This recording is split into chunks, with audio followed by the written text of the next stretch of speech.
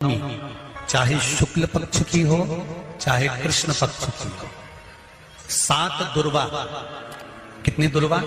7 दुर्वा अशोक सुंदरी वाली जगह पर चढ़ाकर, शंकर भगवान के ऊपर चढ़ाकर, गणेश जी के चरणारविंद को लगाकर उसको लेकर आना है। हाटकेश्वर महादेव का स्मरण कर। कौन से महादेव? हाटकेश्वर महादेव। उसको लेकर आइए। उदर में, पेट में रोग हो, बीमारी हो, बहुत ज्यादा तकलीफ हो रही हो, शरीर के अंतर्गत एसिडिटी रहती हो या पेट के अंतर्गत कोई ना कोई बीमारी बनी ही रहती हो, उसको भादों के महीने में, कौन से महीने में?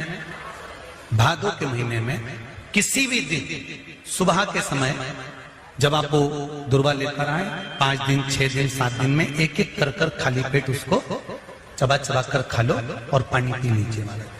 करना पड़ेगा श्रावण महीने में, खाना पड़ेगी भादों में। चतुर्मास में 4 महीनों का बड़ा बड़ा महत्व है। कभी आपको एक स्मरण रहा हो कि जिस नारी के, स्त्री के रजोधर्म से जुड़ी हुई या पुरुष वर्ग में भी कहीं ना कहीं किसी ना किसी रूप में इस उदर से लेकर एड़ी तक के बीच में जो भी तकलीफें होती हैं उससे जुड़ी हुई के लिए भी सावन के महीने में प्रयोग आता है। उसको कर लेने से संपूर्ण जीवन समय में ये नाभि कोश से लेकर एड़ी तक के बीच में कभी तकलीफ हो ही नहीं सकती। और वो जल शंकर भगवान को शूलपाणेश्वर महादेव के नाम से चढ़ाया गया। कौन से महादेव के नाम से? शूलपाणेश्वर महादेव। शूलपाणेश्वर, उसका भी स्थान है कि वो जल कहां चढ़ता है। तो पहले तो 9वीं तिथि का दुर्वा प्रयोग भगवान शंकर को समर्पित करते हुए, अशोक सुंदरी वाली जगह पर समर्पित करते हुए श्री गणेश जी महाराज को कहकर, आपको याद होगा जिस समय पर श्री गणेश जी महाराज कुबेर जी महाराज के घर में भोजन करने गए थे, सारा अन्न भगवान गणेश जी पा गए थे, तब शंकर भगवान ने दुर्वा भेजी थी। ये दुर्वा जब गणेश जी को भेजी गई थी तो वो औषधि के लिए भेजी गई थी कि गणेश जी ने ज्यादा पा लिया है तो शरीर में रोग ना हो जाए, पेट में कोई रोग ना हो जाए। तब शिव जी ने भेजी थी अशोक सुंदरी के माध्यम से। इस दुर्वा का प्रभाव रोग मुक्ति के लिए किया गया। आज भी नियम है, 9वीं तिथि के दिन अगर भगवान नारायण के चरणों में हल्दी और कुंकू दोनों चीजें चढ़ाई जाए तो नारी कभी विधवा होकर नहीं मरती। आज भी लिखा है, अखंडता को पाने के लिए भगवान नारायण के सीधे चरण में हल्दी और उल्टे चरण में हरोली चढ़ाई जाती, कुंकू दोनों चढ़ाई। बीमारी डॉक्टर का पीछे ही नहीं छूट रहा हो तो शिव महापुराण, विष्णु पुराण और स्कंद पुराण में जो पुरुषोत्तम कथाओं का वर्णन किया गया है, एक आटे का दिया, उसमें 4 बत्ती, आटे के दिए में 4 बत्ती रखें, तिल्ली का तेल डाल लें, थोड़ा सा उसमें सरसों का तेल डाल लें। महाराज घर के बाहर, अर्थात घर के अंदर के बाहर जो चौखट होती, चौखट से थोड़ा सा बाहर, बिल्कुल चौखट पे नहीं बैठना, थोड़ा सा बाहर, 9वीं तिथि के दिन शाम के 6 से 6:30 के बीच में 21 बार जो व्यक्ति बीमार रहता है उसके सिर से नीचे की ओर श्री नरसिंह भगवान का स्मरण कर वो व्यक्ति का उतारा कर रहे, उसका नाम और गोत्र लेकर 21 बार जो उतार कर उस दिए को घर के ही चौखट पर रख देता है, उस व्यक्ति की बीमारी छूट जाती है महाराज, वो रोगीला नहीं रहता। घृत का दिया लगाकर शरीर में जो रोग है उसका स्मरण कर शंकर जी से विनय कर, हे भोलेनाथ, आपने शुक्र देवता को संजीवनी मंत्र दिया है, तो क्या आप मेरे को वो मंत्र प्रदान नहीं करोगे? मेरे रोग, मेरी बीमारी, मेरे दुख को आप नहीं हरोगे? शिव से कहो, ये शरीर आपने दिया है और भजन करने के लिए दिया है, स्मरण करने के लिए दिया है, कीर्तन करने के लिए दिया है, तो संभालोगे भी आप। और बेलपत्री की ओर मुख कर घी का दिया लगाकर महामृत्युंजय मंत्र का स्मरण कर लेने पर धीरे धीरे धीरे धीरे धीरे धीरे वो रोग समाप्ति की ओर आता चले जाता। भगवान शिव की कथा कर रही है। डाब को, कुसा को, 3 जगह पर, पहला द्वार से अंदर प्रवेश करते समय सीधे हाथ पर कहीं पर भी रख सकते। दूसरा, पूजन का जो स्थान, पूजन की जो जगह हो वहां अगर कुसा नहीं रख सको तो कुसा का आसन जरूर रखो। अगर कुसा नहीं रख सकते तो कुसा का आसन जरूर। तीसरा, रसोई घर के अंदर जहां पर परिंदा हो, मटका हो, हंडा हो, उसके आसपास में कहीं थोड़ी भी जगह हो, एक छोटी सी भी कुसा अगर अपन ने रख रखी है तो घर में कभी भी बड़ी बीमारी प्रवेश नहीं कर सकती। एक कुसा भी अगर हमने रखी है, एक डाब भी हमने रखी है,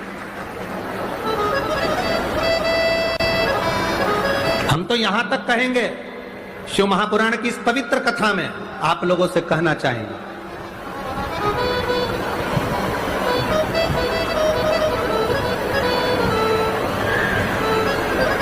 अब गर्मी आई, गर्मी में पूरे जीव मर गए, गर्मी में सब सूख गया, कीड़े मकोड़े मर गए गर्मी की तपन के कारण। पर सावन का एक महीना जिसमें भगवान सबको फलना फूलना सब कुछ, पत्तियां भी फूलती हैं, फूल भी फूलते हैं, डालियां भी फूलती हैं, पशु पक्षी जानवर जलचर थलचर सब फूलते हैं। श्रावण का शिव को प्रिय है।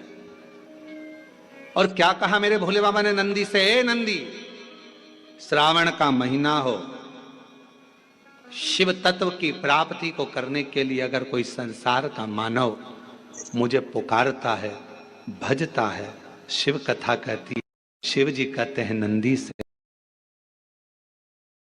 जरूर।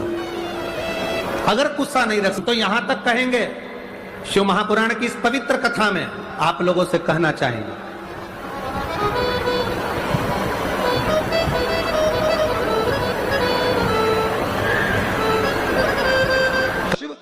अब गर्मी आई, गर्मी में पूरे जीव मर गए, गर्मी में सब सूख गया, कीड़े मकोड़े मर गए गर्मी की तपन के कारण। पर सावन का एक महीना जिसमें भगवान सबको फलना फूलना सब कुछ, पत्तियां भी फूलती हैं, फूल भी फूलते हैं, डालियां भी फूलती हैं, पशु पक्षी जानवर जलचर थलचर सब फूलते हैं। श्रावण का शिव को प्रिय है। और क्या कहा मेरे भोले बाबा ने नंदी से, ए नंदी, श्रावण का महीना हो, शिव तत्व की प्राप्ति को करने के लिए अगर कोई संसार का मानव मुझे पुकारता है, भजता है, शिव कथा कहती है, शिव जी कहते हैं नंदी से, उस जीव का कल्याण करने के लिए मैं स्वयं उसके द्वार तक पहुंच जाता हूं और उसका उद्धार कर देता हूं, उद्धार कर देता हूं। पर किसका चित्त लगे?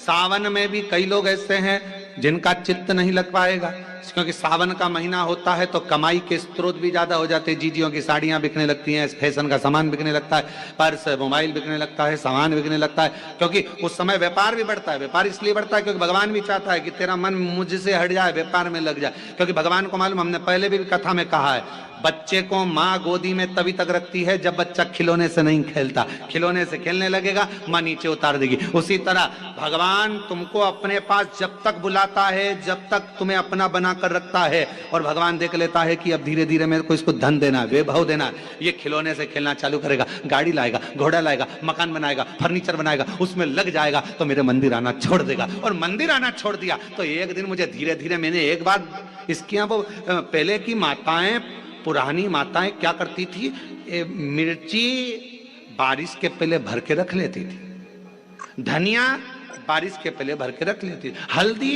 बारिश के पहले भर के रख लेती थी, अनाज बारिश के पहले भर के रख ले, क्योंकि 4 महीना खाएंगे खत्म हो जाएगा, अगले महीने में फिर 4 महीने बाद ले आएंगे। उसी तरह भगवान तुम्हें एक बार का विभव दे देता है, एक बार का धन दे देता है, एक बार की दौलत दे देता है, फिर लोग उसको भोगने लगते हैं, और भोगते भोगते आखिरी में एक दिन ऐसा आता है कि डब्बा खाली हो जाता है। डब्बा खाली होता है, फिर रोने बैठ जाता है, तकलीफ आई, फिर लोटा लेकर भागता है। शिव जी कहते हैं जो मेरे मंदिर में, मेरी कथा में, मेरे रस तत्व में हमेशा एक जैसा लगा रहता है, उसकी जिंदगी को भी मैं हमेशा उन्नति की ओर बढ़ाते बढ़ाते अग्रणता में लेकर चले जाता, फिर उसको डाउन नहीं करने देता, उसको नीचे नहीं आने देता। जैसे श्रावण महीने में चढ़ाए गए कनेर के फूल दुर्वा, और हम सबसे कहेंगे, मान लो यदि कोई विशेष कोर्ट का केस चल रहा हो, कोई कोर्ट में कोई बातें चल रही हो, अदालत आदि में कोई कार्रवाई चल रही हो, कोई फाइल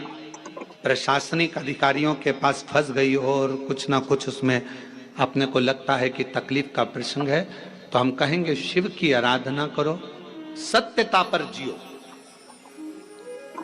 और साथ में 5 दुर्वा, 1 कनेर का फूल पीला, 1 पीला कनेर, 5 दुर्वा, 5 बेलपत्र लेकर शिव जी के मंदिर में जाकर शिवलिंग पर समर्पित कर 2 लोटा जल सावन के महीने में उसी पर बेलपत्र कनेर के फूल पर चढ़ाइए। देवाधिदेव महादेव की कृपा होगी। ज्यादा से ज्यादा 6 महीना 7 महीना, इससे ज्यादा निर्णय आप ही के पक्ष में आएगा और शिव की कृपा से।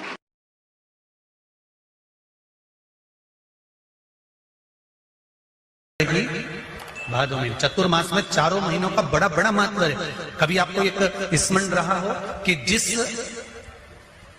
नारी के, स्त्री के रजोधर्म से जुड़ी हुई या पुरुष वर्ग में भी कहीं ना कहीं किसी ना किसी रूप में इस उदर से लेकर एड़ी तक के बीच में जो भी तकलीफें होती हैं उससे जुड़ी हुई के लिए भी सावन के महीने में एक प्रयोग आता है। उसको कर लेने से संपूर्ण जीवन समय में ये नाभि कोश से लेकर एड़ी तक के बीच में कभी तकलीफ हो ही नहीं सकती।